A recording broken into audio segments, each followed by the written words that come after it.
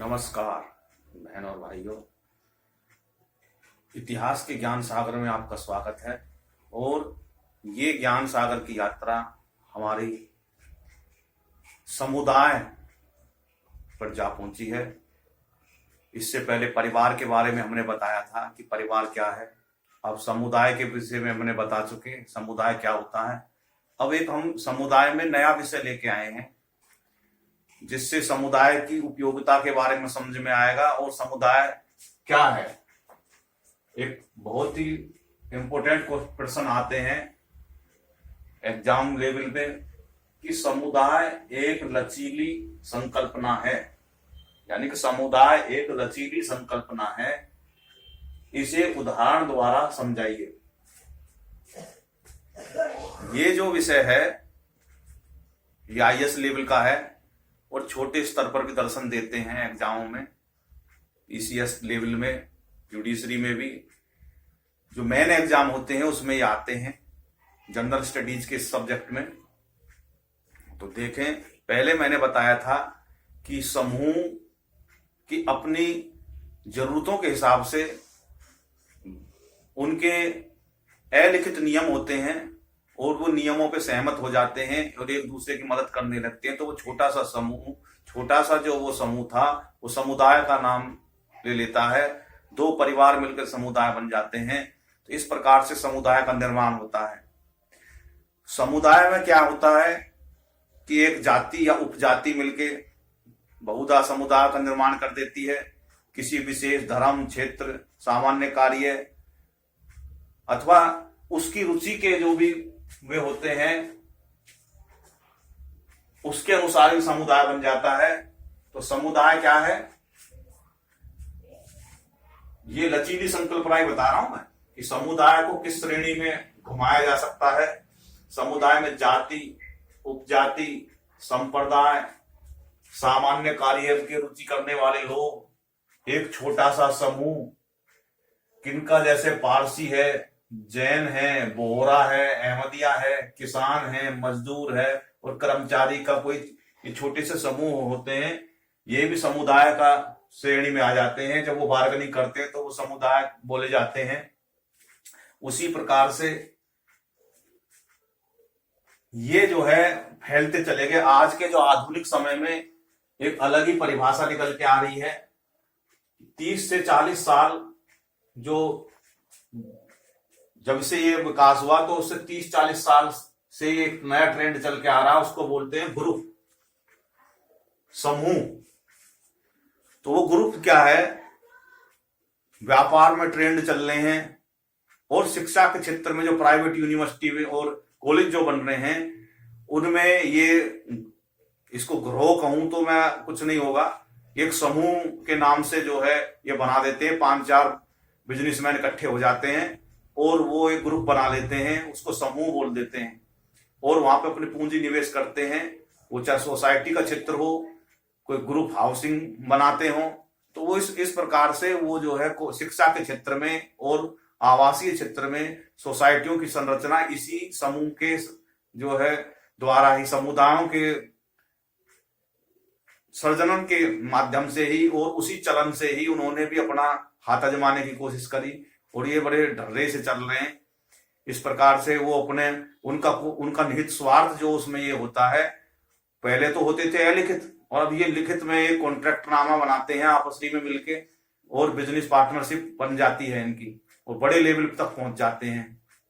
तो इस प्रकार से ये ग्रुपों का जो संकल्पना है बड़ी लचीली है और उसका लाभ अब जो है बड़े बड़े लोग उठाने लगे। पहले तो छोटे छोटे स्तर से शुरू हुआ था ये और ये आज के जो समय में ये बड़े स्तर पे जा पहुंचा और इससे लोग बाग धन कमाने लगे, पैसा कमाने लगे, ऐशो आराम की जिंदगी जीने लगे समुदायों की आड़ में। तो जो है इसकी बड़ी लचीली संकल्पना होती है। अगर इसको सकारात्मक दृष्टि से देखे जाए तो एक दो उदाहरण देता हूं मैं जिससे आप जरिए से समझेंगे। गुजरात में अहमदाबाद एक शहर है और वहां पे एक ऑटो फैब्रिकेशन वर्कशॉप के मालिक थे। उनका नाम था कमल परमार। वो एक दिन निकल के जा रहे थे तो उन्होंने देखा कि कुछ जो बच्चों का समूह था वो सड़कों पे मस्ती करते हुए फिर रहे थे तो उन्होंने देखा कि भाई पूछताछ करी, भाई क्या बात है तुम्हारी। तो उन्होंने कहा जी हम तो स्कूल नहीं जाते। उन्होंने कहा जी स्कूल में तो हमारे माँ बाप के पास इतने पैसे नहीं थे, स्कूल की फीस हम अदा नहीं कर पाए, तो इस वजह से जो उन्होंने कहा चलो कोई बात नहीं, मैं आपको पढ़ाना शुरू करूंगा, आप इकट्ठे हो जाना शाम को। तो उन्होंने समय निश्चित कर लिया। तो एक शाम को वो बच्चे इकट्ठे हो गए। शुरुआत में 10-12 बच्चे थे वे। तो उन्होंने जो है वहां पे फुटपाथ के पास में ही उन्हें साफ सफाई करके और एक स्कूल तरह का बना लिया, एक बोर्ड रख लिया जैसे हमने रख रखा, और उस पर ही वो कमल जो परमार थे उन्होंने पढ़ाना लिखाना शुरू कर दिया उन बच्चों को। वो धीरे धीरे वहां पे शोर शराबा होता रहता था, निकल के जाते थे। तो उन्होंने समय निश्चित कर लिया कि शाम को 5:30 बजे से वो अपने दुकान काम पे से आते और रात के 9:30 बजे तक जो है वो मुफ्त में ही जो है वो पढ़ाते। और उन्होंने धीरे धीरे उनकी रोटी का भी इंतजाम कर दिया ताकि वो बच्चे भूखे ना मरें।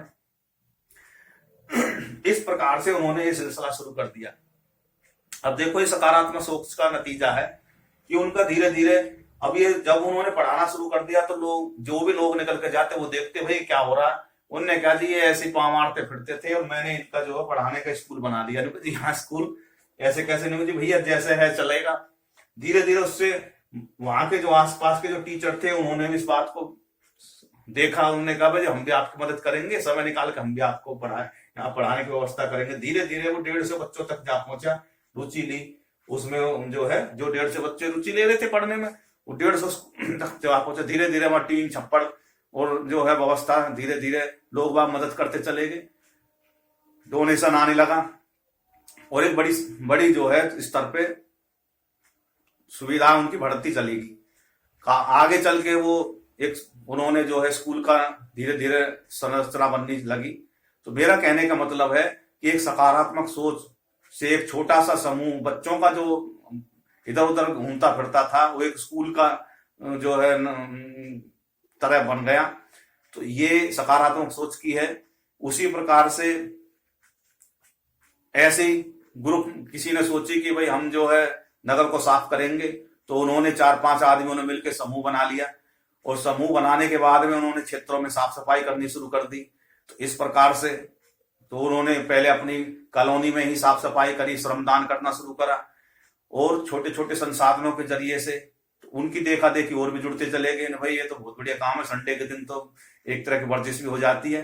तो ऐसे भी ये समुदाय के तौर पे वो समाज की उसमें लगे हुए हैं, स्वच्छता अभियान चलाया।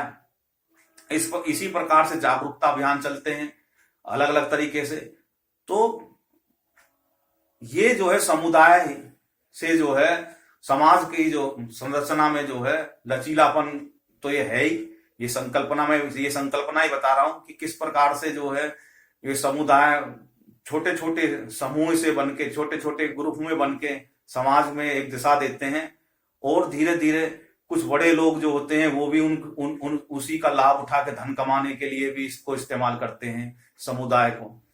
उसी प्रकार से राजनेता हैं, वो धीरे धीरे समूह को जोड़ते हैं और उनको जो है जोड़ के एक कार्यकर्ता बना लेते हैं और कार्यकर्ता बना के वोट बैंक का एक साधन बन जाता, उनके लिए उनके वोट बैंक का साधन बन जाता है। यानी कि ये जो समुदाय जो शब्द जो है ये कामधेनु गाय है और जो भी इसको दोहन करना चाहता है उसको दोहन करने के लिए निकल पड़ता है अपने अपने हिसाब से।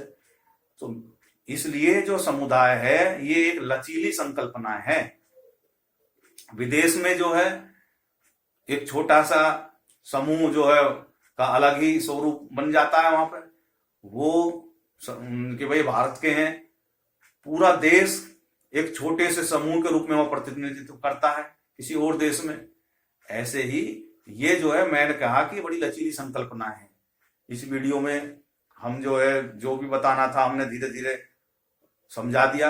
अब लाभ देखो, अब किसानों के नाम पे ये मैंने बताया था ना, किसानों का समूह है, कर्मचारियों का है।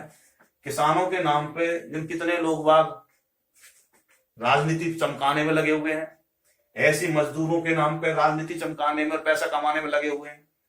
कर्मचारियों के नाम पे देश का बेड़ा गर्क करने में लगे हुए हैं। कुछ जो समूह है वो एक कैलेंडर निकाल कर दे देते हैं और कर्मचारियों के वहां जो उन कर्मचारियों की यूनियन है उन पर फोन करते रहते हैं और देश में हड़ताल, दंग और काम बंदी, तालाबंदी का सिलसिला उन्होंने चला रखा है। तो ये दुधारी तलवारें हैं। समुदाय जो होती है वो समुदाय देश का अगर सकारात्मक दृष्टि से दे तो देश का भला भी कर सकते हैं, सोच के ऊपर निर्भर है। तो इसलिए ये एक लचीली संकल्पनाएं हैं, ये मैंने उदाहरण के जरिए से आपको समझाए। और इसी के साथ मैं जो मुझे बताना था इस वीडियो में, आप इस तरीके के जो सवाल आते हैं उनको आप इस तरीके से हल कर सकते हैं। और इसको आप कितना ही बढ़ा लें, इस पे निबंध लिख लें, इस पे कहानी बना लें, फिल्म भी बन सकती है। तो इस प्रकार से ये बड़े लचीला संकल्पनाएं होती हैं। और इस वीडियो में इतना ही। वीडियो को आप पूरा देखें, ध्यान से देखें और अपना ज्ञान बढ़ाएं। बोलो भारत माता की जय। जय हिंद, जय भारत।